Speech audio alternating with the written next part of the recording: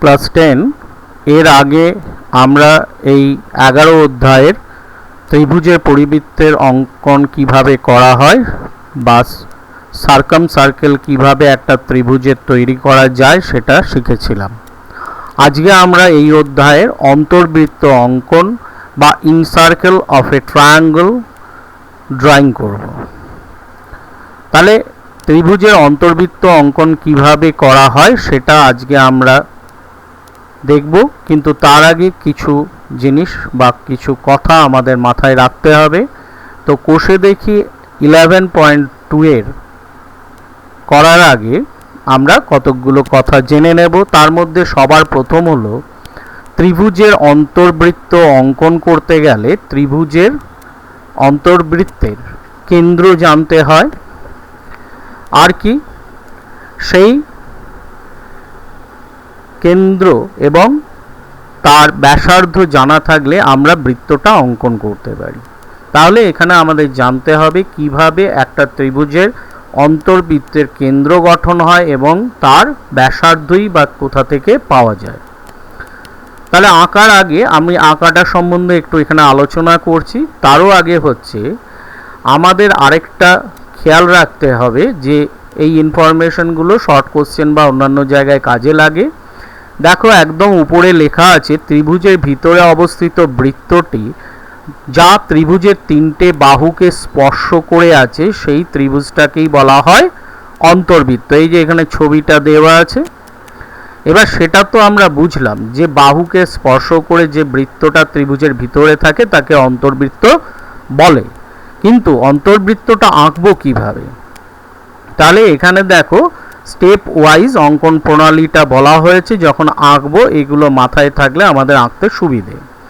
সবার প্রথম হলো অন্তর্কেন্দ্র দরকার। ত্রিভুজের অন্তর্কেন্দ্র কিভাবে গঠিত হয়? ত্রিভুজের বাহুগুলোর কোণগুলো অন্তর সমদ্বিখণ্ডকগুলো যে বিন্দুতে পরস্পরকে ছেদ করে। যেমন এখানে দেখো প্রথমে বলা আছে অ্যাঙ্গেল এ বি সি এবং অ্যাঙ্গেল এ সি বি এর অন্তর সমদ্বিখণ্ডক বিআই ও সিআই অঙ্কন করলাম যারা পরস্পরকে আই বিন্দুতে ছেদ করে। এই যে এটা হচ্ছে বিআই আর এটা সিআই, পরস্পরকে এখানে আই বিন্দুতে দেখো ছেদ করেছে, কার্সারটা খেয়াল করবে। এবারে কি আমাদের কেন্দ্র পেয়ে গেছি, এই আই বিন্দুটাই হচ্ছে অন্তঃকেন্দ্র বা ইন সেন্টার। এবার আমাদের যেটা দরকার অন্তর ব্যাসার্ধ বা ইন রেডিয়াস। কিভাবে পাবো? আই বিন্দু থেকে বিপরীত বাহু বিসির উপর আমরা লম্ব অঙ্কন করব, যেটা বিসি বাহুকে ডি বিন্দুতে ছেদ করবে। এই যে যেখানে দেখাচ্ছি এই আই ডিটাই হলো ওই অন্তর্বৃত্তের ব্যাসার্ধ। তাহলে কেন্দ্র আর ব্যাসার্ধ যদি আমরা পেয়ে যাই আমরা অনায়াসে বৃত্তটাকে এঁকে ফেলতে পারবো। তাহলে এইভাবেই আমরা কিন্তু যখন সম্পাদ্যটা আঁকবো তখন এইভাবে করতে হবে। তাহলে এই কনস্ট্রাকশনের এই ওয়ে অফ মেথডসটা মাথায় রাখতে হবে, অঙ্কন প্রণালীটা। তাহলে নেক্সট আমরা আরেকটা জিনিস জেনে রাখি, এটা আমাদের আঁকার প্রয়োজন নেই কারণ এটা আমাদের সিলেবাসে নেই, কিন্তু ইনফরমেশন হিসেবে মাথায় রাখতে হবে, যেটা হচ্ছে ত্রিভুজের যেমন অন্তর্বৃত্ত হয় ত্রিভুজের সেরকম বহির্বৃত্ত হয়, এক্স সার্কেল। এই এক্স সার্কেলটা কি? কোনো ত্রিভুজের বাইরে অবস্থিত বৃত্ত যা ত্রিভুজের তিনটে বাহুকেই স্পর্শ করে থাকে, বাহুকে বা বাহুর বর্ধিতাংশকে, তাকেই ত্রিভুজের বহির্বৃত্ত বলে। কতটা বোঝা গেছে? মানে তিনটে বাহুকেই স্পর্শ করছে, যেমন অন্তর্বৃত্ত করে বহির্বৃত্ত তাই করছে, কিন্তু এই ক্ষেত্রে দুটো বাহুকে কি করে? বর্ধিতাংশের উপর স্পর্শ করে, আর আরেকটা বাহুকে কোনো না কোনো বিন্দুতে বহিঃস্পর্শ করে। কতটা বোঝা গেছে? তাহলে এই ধরনের আমরা বৃত্তকে বহির্বৃত্ত বলবো। কথাটা ক্লিয়ার? যেমন আমরা ওখানে অন্তবৃত্তটা পাচ্ছিলাম ত্রিভুজের অন্তঃকোণগুলোর সমদ্বিখণ্ডক বা অন্তর সমদ্বিখণ্ডকগুলো যে বিন্দুতে ছেদ করছিল, এখানে কি হবে, এখানে হচ্ছে যে দুটো বাহু আমরা বাড়াবো, কারণ দুটো বাহুকে বহিঃস্পর্শ করে বলেছি বর্ধিতাংশকে, তাহলে ওই দুটোকে বাহুকে বাড়িয়ে দিলে বহিঃকোণ তৈরি হয়। এখানে খেয়াল করো ছবিটাতে, তার মধ্যে যে কোনো একটার বহিঃকোণের সমদ্বিখণ্ডক, এই বাহুটার বাড়ানো হয়নি, তার বিপরীত কোণটার অন্তর সমদ্বিখণ্ডক আঁকবো। তাহলে এগুলো যে বিন্দুতে ছেদ করবে সেটাই হবে ওই বহির্বৃত্তের কেন্দ্র, আর ওই কেন্দ্র থেকে আমরা বিপরীত বাহুর উপর, যেমন এখানে ওই দুটো সমদ্বিখণ্ডক ছেদ করেছে আয়তে, এবং ওই বিন্দু থেকে তার বিপরীত বাহু বিসির উপর, মানে বিসি মানে বিসির বর্ধিতাংশের উপর আমরা দেখো একটা লম্ব এখান থেকে অঙ্কন করেছি, যেটা হচ্ছে আইডি। এটা হচ্ছে বহির ব্যাসার্ধ, ঠিক আছে, এক্স রেডিয়াস। তাহলে এটা এক্স সেন্টার আর এটা এক্স রেডিয়াস, মানে বহি কেন্দ্র আর বহি ব্যাসার্ধ। তাহলে এখন আমরা বহির্বৃত্তটা আঁকতে পারবো, এক্স সার্কেলটা আঁকতে পারবো। তাহলে এইভাবে আমরা বহির্বৃত্ত অঙ্কন করে থাকি। তাহলে এটাও আমরা জেনে রাখলাম, পরে কাজে লাগবে। এবার চলে আসি অনুশীলনী বা কোষে দেখি 11.2 এর একের আমরা তিনেরটা করছি। এখানে কি বলেছে, একটা ত্রিভুজের বাহুর দৈর্ঘ্য দেওয়া আছে 6.2 আর বাহু সংলগ্ন কোণ দুটো দেওয়া আছে 50 এবং 75, তাই তো, 50 ডিগ্রি আর 75 ডিগ্রি। আমাদের কি করতে হবে, ত্রিভুজটা এঁকে তার অন্তর্বৃত্ত অঙ্কন করতে হবে এবং অন্তর্বৃত্তের ব্যাসার্ধের দৈর্ঘ্য মেপে লিখতে হবে। তাহলে সেটা কিভাবে হবে এবার আমরা সেটাই দেখব। আমরা এবারে যেটা আঁকা শিখব সেটা হচ্ছে কোনো ত্রিভুজের অন্তর্বৃত্ত কিভাবে আঁকতে হবে। তাহলে সবার প্রথম আমাকে কি করতে হবে, ত্রিভুজটা আঁকতে হবে।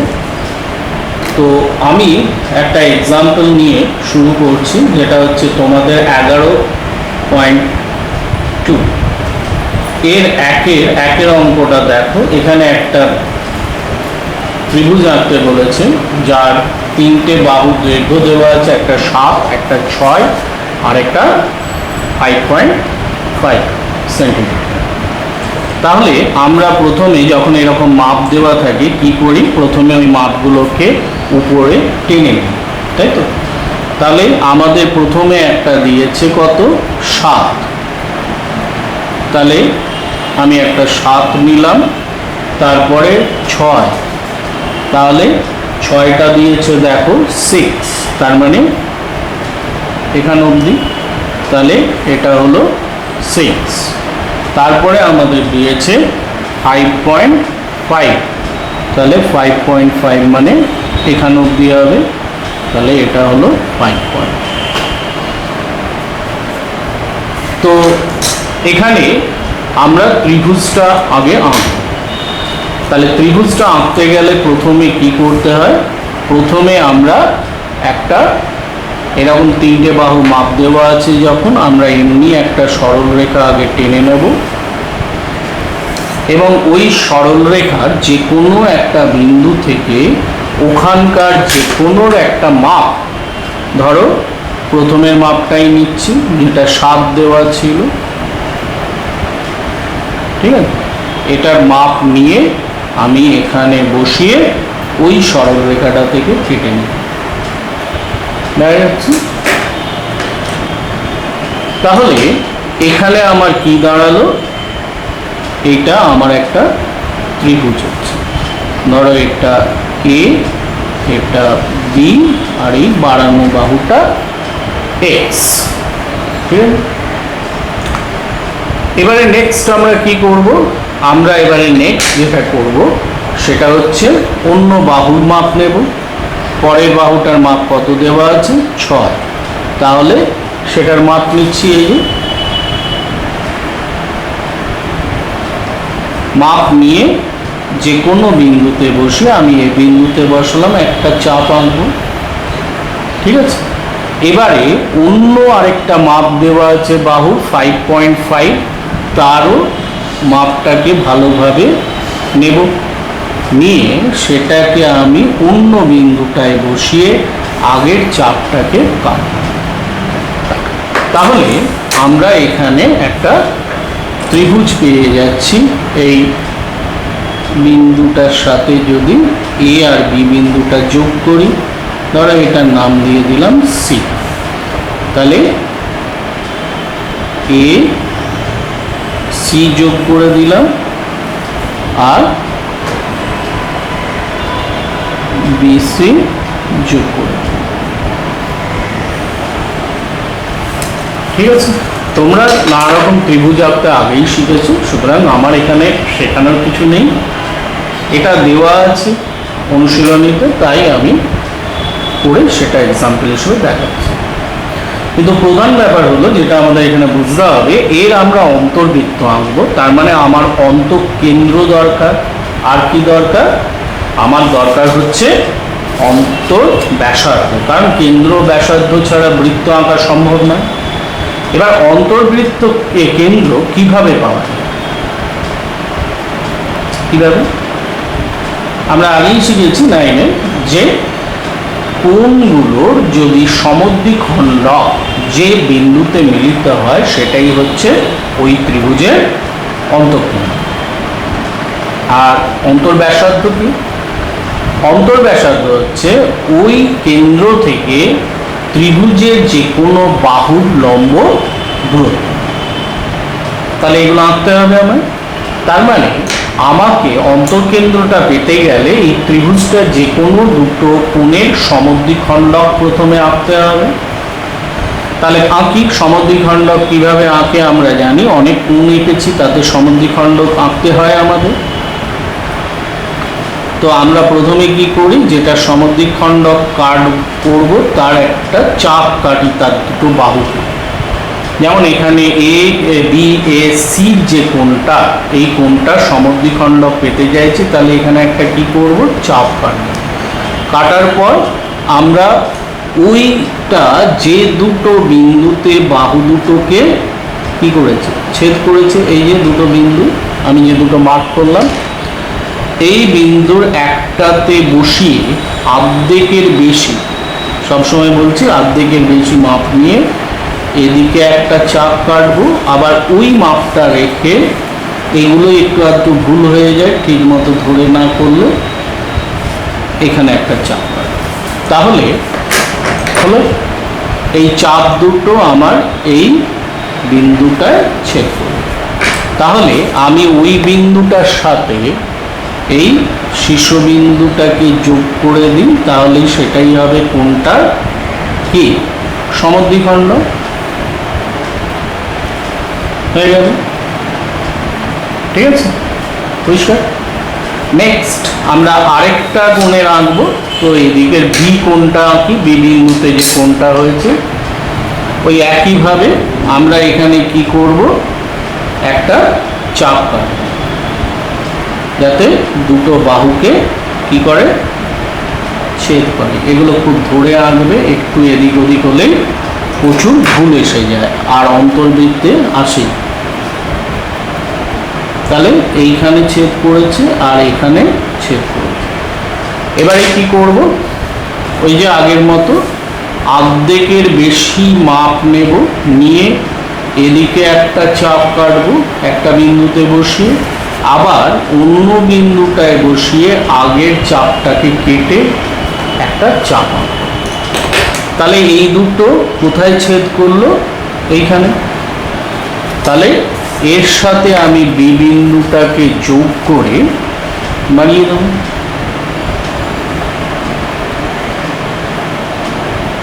ঠিক আছে, এবং এটা যখন টানবো, দেখো আমার আগের যে সমদ্বিখণ্ডকটা ছিল, এই যে এটা আগে আর এটা এখন আঁকলাম, তাহলে এই দুটো দেখো পরস্পরকে একটা বিন্দুতে ছেদ করেছে, এই যে এই জায়গাটা। ঠিক আছে, ছেদ করেছে। তাহলে এই বিন্দুটাই হচ্ছে আমাদের কি অন্তর্কেন্দ্র। এবার আমাদের আঁকতে হবে কি অন্তর্ব্যাসার্ধ। কিভাবে পাবো একটু আগে বললাম যে ওই বিন্দুটা থেকে বিপরীত বাহুর যে কোনো একটা লম্ব দূরত্ব। তাহলে এই বিন্দুটা থেকে ধরো এবি আমি লম্ব দূরত্ব বার করতে চাই। লম্ব দূরত্ব কি করে বার করে? লম্ব দূরত্ব বার করার নিয়ম হলো আমাদের ওই বিন্দুতে বসিয়ে কম্পাসটাকে ওখানে বসিয়ে আমাকে এমন একটা চাপ কাটতে হবে যাতে সেটা ওই বাহুটাকে দুটো বিন্দুতে ছেদ করে। যেমন এখানে করলো, আমি যেটা আঁকলাম এখানে একটা, ঠিক আছে, আরেকটা এখানে ছেদ করেছি। তাহলে এবারে কি করতে হবে, এই দুটোর যে দূরত্ব, এই যে দেখাচ্ছি যেটা আমি, এই যে এই বিন্দুটা আর এই বিন্দুটার দূরত্ব তার আর্ধেকের বেশি নিয়ে আমি নিচের দিকে একটা চাপ কাটি। আবার অন্য বিন্দুটাতে বসিয়ে আবার একটা চাপ কাটি, ঠিক আছে। তাহলে এই যে বিন্দুটায় ছেদ করলো এইটার সাথে আমি এই ও যুক্ত করলে, ও বিন্দুটাকে যুক্ত করলে আমি পেয়ে যাব অন্তর্ব্যাসার্ধ। সেক্ষেত্রে পুরোটাও টানতে পারি, অথবা যেখানে এদিকে ছেদ করছে মানে এখান অবধি আমি লম্বটা টানতে পারি। ধরো এটার নাম দিলাম ডি, তার মানে এখানে ওডি হচ্ছে আমার অন্তর্ব্যাসার্ধ। তাহলে এবারে কি করব, ওতে কম্পাসটা বসিয়ে ও এর মাপটা নেব, ঠিক আছে। ও এর মাপটা খুব ভালো ধৈর্য ধরে নিতে হবে এবং এটাকে ঘুরিয়ে দিলে আমার অন্য বাহুগুলোকে স্পর্শ করে যাবে। এই দেখো আমার একটু হয়ে গেছে, ঠিক আছে, অন্য বাহুগুলোকে স্পর্শ করে যাবে। যদি যায় তাহলে পারফেক্ট, যেমন আমারটা মোটামুটি ভালো হয়েছে। এবং একবারেই ঘোরাবে, দুবার যেন না হয়, সেই জন্যে অ্যাপারেটাসগুলোকে ঠিক রাখবে। বোঝা গেছে? তাহলে এখানে এবারে তলায় আমাদের আবার এটা লিখতে হবে, ঠিক আছে, যে ত্রিভুজ এ বি সি এ আমরা যা করেছিলাম, এ বি সমান 7 সেন্টিমিটার, তাই তো, এসি সমান 6.5 সেন্টিমিটার, আর সিএ না বিসি সমান 5.5 সেন্টিমিটার, ঠিক আছে। উহার অন্তর্বৃত্তে কেন্দ্র হচ্ছে কি ও এবং অন্তর্ব্যাসার্ধ কত? অন্তর্ব্যাসার্ধটা কোনটা? ওডি ইকুয়াল টু, এটার মাপও চেয়েছে দেখো অঙ্কে, মাপ চাইলে মাপটা মেপে বলে দিতে হবে। এখানে যদি আমরা মাপটা দেখি আমাদের কত আসছে,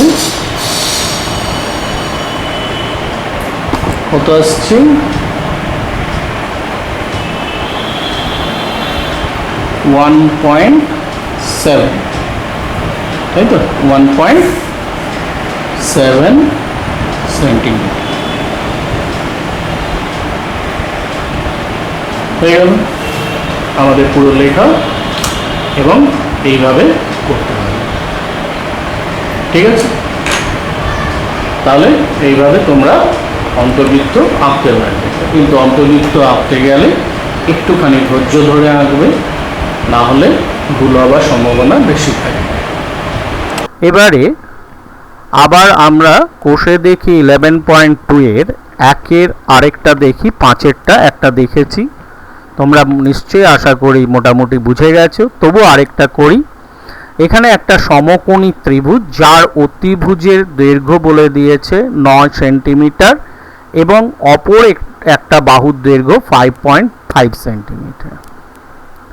তাহলে আমরা সমকোণী ত্রিভুজটা এঁকে ফেলতে পারবো। ওইটা আঁকার পর আমাদের কি করতে হবে, ত্রিভুজটার অন্তর্বৃত্ত অঙ্কন করতে হবে, এই যে উপরে বলে দেওয়া হয়েছে, এবং ওই অন্তর্বৃত্তের ব্যাসার্ধের দৈর্ঘ্য আমাদের মেপে লিখতে হবে। তাহলে এবার দেখি এই আমরা 1/5টাকে কিভাবে আঁকবো।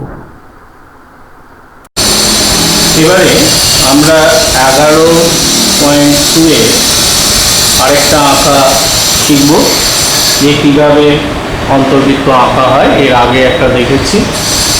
আরেকটা হচ্ছে 11.5 আঁকাটা আমরা দেখি। 11.2 5 আঁকাটা বলছে কি, একটা সমকোণী ত্রিভুজ যার অতিভুজ দিয়ে দিয়েছে এবং একটা বাহুর দৈর্ঘ্য দিয়ে দিয়েছে। তাহলে এখানে যে দুটো বাহুর মাপ দিয়েছে সে দুটো আমরা আগে নিয়ে নেব, আগে করেছি যেরকম। তাহলে ধরো এটার দৈর্ঘ্য কত বলেছে, 9। তাহলে এখানে 9 হচ্ছে 8, 9 এই অবধি হচ্ছে 9। তাহলে 9 নিলাম। আর একটা যে কোনো বাহু বলেছে 5.5, তাহলে 5.5 মানে হচ্ছে এখানে, ঠিক আছে। তাহলে 1 থেকে 5.5। এবার আমাদের সমকোণী ত্রিভুজটা আঁকতে গেলে কি করব, আমরা প্রথমে যেরকম করি এখানে একটা সরলরেখা নিয়ে নেব, ঠিক আছে। অবশ্যই যেন এর থেকে 5.5 এর থেকে বড় হয়, কারণ একটা বাহু 5.5 বলেছে, তো আমি এদিকে একটা বাহু নিয়ে নিতে পারি যেটা 5.5। তো 5.5 এর মাপটা নিই, এই যে ভালো করে নেবে, এখানে বসালাম, বসিয়ে আমরা 5.5টা কেটে নিলাম, ঠিক আছে। তাহলে এটা হলো আমার, যদি ওরা নাম দেয়নি আমি দিই, ধরো পি কিউ, আর এটা এক্স। এবারে বলেছে অতিভুজটা, কিন্তু অতিভুজ আঁকবো কি করে, তার আগে এই বাহুটার উপর কি হবে, লম্ব আঁকতে পারি, মানে সমকোণ দিয়ে দিয়েছে, যেহেতু সমকোণী ত্রিভুজ বলেছে তার মানে সমকোণ দিয়ে দিয়েছে। তাহলে পি বিন্দুতে আমি একটা 90 ডিগ্রি আঁকি। 90 ডিগ্রি আঁকতে সবাই জানো, এটা বোঝানোর আমার কিছু নেই। এইটা একটা মাপ নিয়ে এখানে কাটার পর সেখান থেকে এটা কাটবো, তারপরে আবার যেখানটায় ছেদ করেছে অন্য আরেকটা কাটবো, ঠিক আছে। তাহলে এইটা একটা বিন্দু আর এইটা। তাহলে এবারে কি করব, এই দুটো বিন্দু অর্ধেকের বেশি মাপ নিয়ে এখানে একটা চাপ, আবার ওই মাপটা নিয়ে এখানে বসিয়ে আরেকটা চাপটাকে কেটে নেব। কাটলেই আমার 90 ডিগ্রি হয়ে গেল। তাহলে এটা হচ্ছে 90 ডিগ্রি টেনে দিলাম যতটা পারি। এবারে আমার কাজ হলো অতিভুজ, কারণ এদিকে অতিভুজ হবে। তাহলে আমরা এবার অতিভুজের মাপটা নিই। কত দেওয়া আছে, 9, এইটা উপরেরটা 9। তাহলে এবারে কিউ বিন্দুতে বসিয়ে ওই লম্বটাকে যাতে ছেদ করে এইভাবে আমরা একটা চাপ কাটলাম। তাহলে যে বিন্দুতে ছেদ করেছে সেটা হলো আমার অন্য বিন্দু আর। এবার আর এর সাথে কিউটা যোগ করে দেবো, সমকোণী ত্রিভুজ পেয়ে গেলাম। কাজ কমপ্লিট। ত্রিভুজের কাজ আমাদের কমপ্লিট হয়ে গেছে। এবারে আমরা কি করব, এর অন্তর্বৃত্ত আঁকতে হবে। এর অন্তর্বৃত্ত আঁকতে গেলে কি করতে হবে, দুটো কোণের সমদ্বিখণ্ডক আঁকতে হবে। তো আঁকি। ধরো 90 ডিগ্রিটার তো চাপটা কাটাই আছে, সমদ্বিখণ্ডকের একটা ভেবে নিতে পারি। তাহলে এর আর্ধেকের বেশি মাপ নিয়ে আমি এদিকে একটা চাপ কাটবো, আবার এই দিকে যেখানে ছেদ করেছিল সরলরেখাটা ওইখানে বসিয়ে আরেকটা চাপ কাটবো, যাতে আগের চাপটাকে কাটে। ঠিক আছে, এই যে এবার আমরা যোগ করে দেব।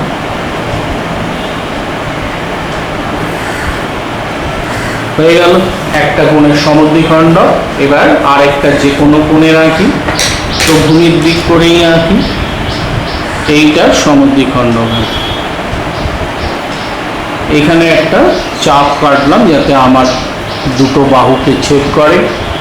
এবার যে দুটো বিন্দুতে ছেদ করলো সমদ্বিখণ্ডক আঁকতে গেলে সেই দুটো বিন্দুর মধ্যে একটা বসিয়ে আর্ধেকের বেশি, ঠিক আছে, আর্ধেকের বেশি নিয়ে আমি কি করব, এইদিকে একটা চাপ আঁকলাম, আবার এই দিকে বসিয়ে আগের চাপটাকে কেটে আরেকটা চাপ আঁকলাম। ঠিক আছে, তাহলে এরা যে বিন্দুটায় ছেদ করেছে এই বিন্দুটার সাথে আমি কিউ বিন্দুটা যোগ করে দেবো। সরি, এইটা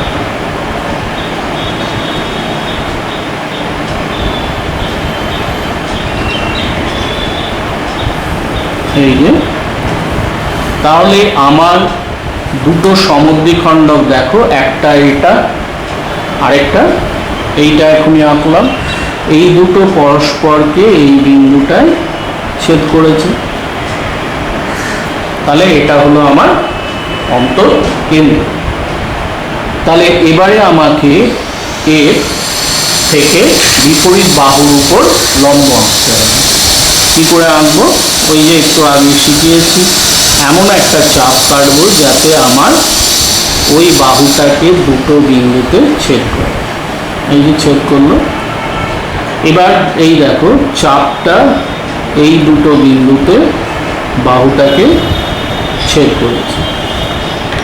এবার এই মাপটার আর্ধেকের বেশি নিয়ে আমি নিচের দিকে একটা চাপ আঁকবো, আবার অন্য বিন্দুটাতে বসিয়ে আগের চাপটাকে কেটে একটা চাপ।